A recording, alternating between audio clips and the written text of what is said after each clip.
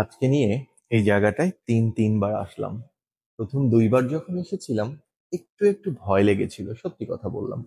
But আজকে আর ভয় লাগছে না। আজকে যখন ওদেরকে টাচ করছি, ওদের শরীর থেকে কেমন যেন একটা সুন্দর একটা পারফিউমের গন্ধ বেরোচ্ছে। তার মানে ওদের যে জিনিসটা বা যে ম্যাটেরিয়াল দিয়ে তৈরি করেছে তার মধ্যে এমন কিছু দিয়েছে যেটার ভিতর পারফিউম মিক্সড আছে।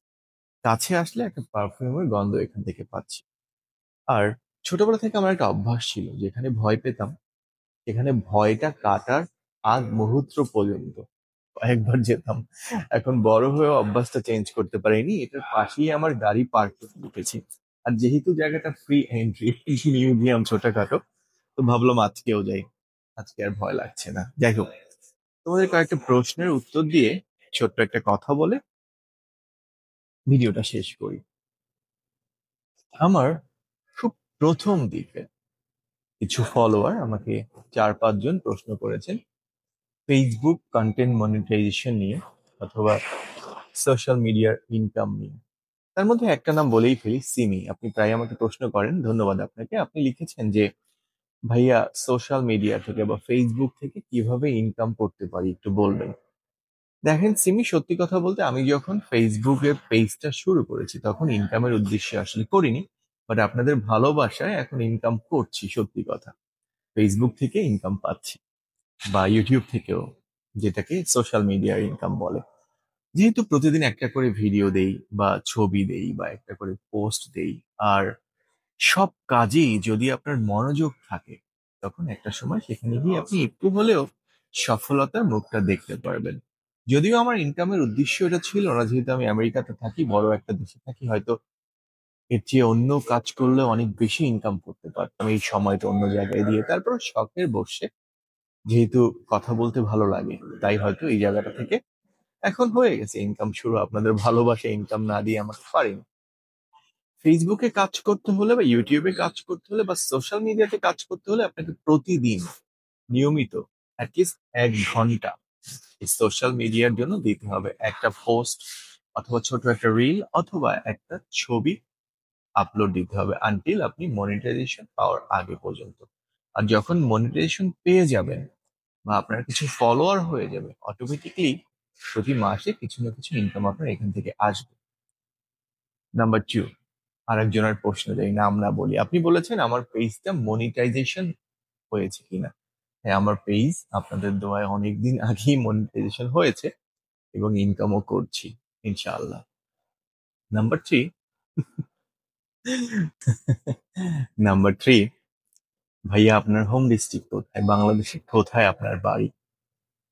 দেখো, পুরো বাংলাদেশটাই আমার বাড়ি। বাংলাদেশি আমি, এটাই আমার পরিচয়। তারপর যেহেতু তোমরা জানতে চেয়েছো, আমার বাড়ি হচ্ছে বরিশাল জেলার, সরি, বরিশাল বিভাগের পটুয়াখালী জেলায়, মেইন শহরে। আমি শহরের ছেলে। তোমাদের অ্যান্সারটা না দিয়ে পারলাম না। আমি বরিশাল বিভাগের পটুয়াখালী জেলার শহরের ছেলে। বাট আমার গ্রো আপটা ঢাকাতেই। আমি এসএসসির পর থেকে ঢাকাতেই আমার বেসিক্যালি পড়াশোনা, থাকা, সবকিছু। নাম্বার 4, তোমাদের প্রশ্ন হচ্ছে ভাইয়া আপনাকে সব সময়, ম্যাক্সিমাম সময় একটা সানগ্লাসই পরা দেখি কেন? একটু হেসে নেই। এই সানগ্লাসটা বেসিক্যালি আমার খুব পছন্দ। এই সানগ্লাসটা আমার এর আগে যেটা ছিল, এটা র্যাবনের একটা সানগ্লাস। আমি ব্যক্তিগতভাবে, আসলে আমি নিজেকে হাইলাইট করার জন্য বলছি না, অনেকে যেমন বলে, এটা ব্যক্তিগতভাবে আমি অর্ডার দিয়ে বানিয়েছি। এই ফ্রেমটা পুরোটা গোল্ডের। অন্য মানুষের মতো আমি নিজেকে হাইলাইট করছি না। তোমরা বলছো যে ভাই আপনি একটা সানগ্লাস কেন পরেন, তাই আমি তোমাদের বললাম। এর আগেও সেম একটা গ্লাস আমার ছিল, আমি হারিয়ে ফেলেছি 2019-এ। তারপর এটা আবার র্যাবন থেকে আমি অর্ডার দিয়ে বানিয়েছি, পুরো ফ্রেমটাই গোল্ডের। মোটামুটি একটু এক্সপেন্সিভ এবং আমার খুব পছন্দের একটা কালার, তাই আমি গ্লাসটা সবসময় ইউজ করি যেখানেই যাই। উত্তরটা হয়েছে, আগেই বলি, আমি শো আপ করার জন্য বলছি। নাম্বার 5, ভাইয়া আপনার হাতের নখ এত বড় কেন? নখ কাটেন না কেন? অনেক প্রশ্ন পেয়েছি আমি। দেখো, এর আগেও একদিন বলেছি আমার নেইলস যেটা আছে, তোমরা হয়তো শুনলে অনেকেই বলবো ভাইয়া কি বলেন এগুলো।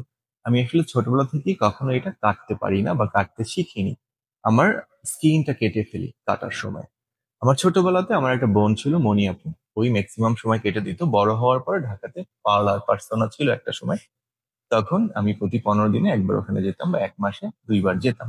ওখানে একটা ছেলে ছিল, সবসময় আমার ম্যানিকিউর পেডিকিউর ওই করতো। আর আমেরিকাতে আসার পরে এখন প্রতি মাসে একবার আমার করতে হয়। আবারও বলছি, নিজেকে হাইলাইট করার জন্য বলছি না, তোমাদের প্রশ্ন উত্তর দিচ্ছি। হতেই পারে মানুষ অনেক কিছু করতে পারে না, আমি আমার নেলস কাটতে পারি, সিম্পল। নাম্বার 6, 6 নম্বর প্রশ্ন, এটাই শেষ। ভাইয়া, আপনার ম্যাক্সিমাম সময় আপনার ভিডিওতে আমরা রেড কালার দেখি, আপনার কি রেড কালারটা পছন্দ? মিনিমাম 200 থেকে 500 প্রশ্ন পেয়েছি। না, আমার আসলে রেড কালার ফেভারিট না, বাট অনেকগুলো কালারের মধ্যে রেড আমার একটা ফেভারিট কালার। আমার সাদা, আমার navy blue, blue, red, black, বিভিন্ন কালার আমার পছন্দ। আর আমার যথেষ্ট পরিমাণ টি শার্ট রয়েছে, যার কারণে যখন যেটা সামনে পাই আমি ওইটাই পরে বের হই। আজকের মতো শেষ প্রশ্ন, এবং হাজারো মানুষের এই একই প্রশ্ন, উত্তর দিয়েছি আগে, আজকেও দিচ্ছি। তোমরা লিখেছো, ভাইয়া আপনি কি জীবনে অনেক বড় কষ্ট পেয়েছেন? আপনাকে কেউ ধোকা দিয়েছে?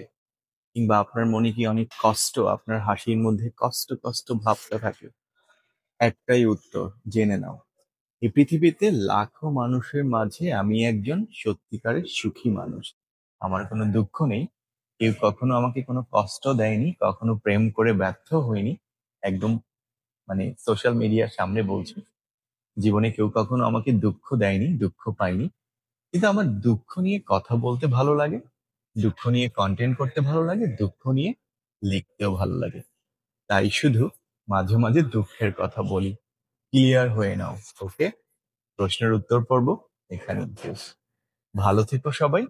আজকে শুধু উত্তরই দিলাম, অন্যদিন আরো কথা বলবো। আর ফেসবুক আমাকে নোটিফিকেশনে মাঝে মাঝে নোটিফাই করে যে আমি আমার ভিডিওগুলো শেয়ার করতে বলি না। আমার ভিডিওগুলো শেয়ার করতে বলা উচিত। লাইক কমেন্টস আমি এমনিই তোমরা দাও, আমি এমনিই খুশি। বাট যদি আমার কোনো ভিডিওতে কারো কোনো উপকারে আসে বা অন্য কারো উপকারে আসে, অবশ্যই ভিডিওটা শেয়ার করবে, যে ভিডিওগুলো তোমাদের ভালো লাগে। যেহেতু ফেসবুক আমাকে নোটিফাই করে, পেজ মনিটাইজেশন করা শুনতেই হয়, তাই বললাম। ভালো লাগলে ভিডিও শেয়ার করো। ভালো থাকো সবাই। Love you guys. বাই।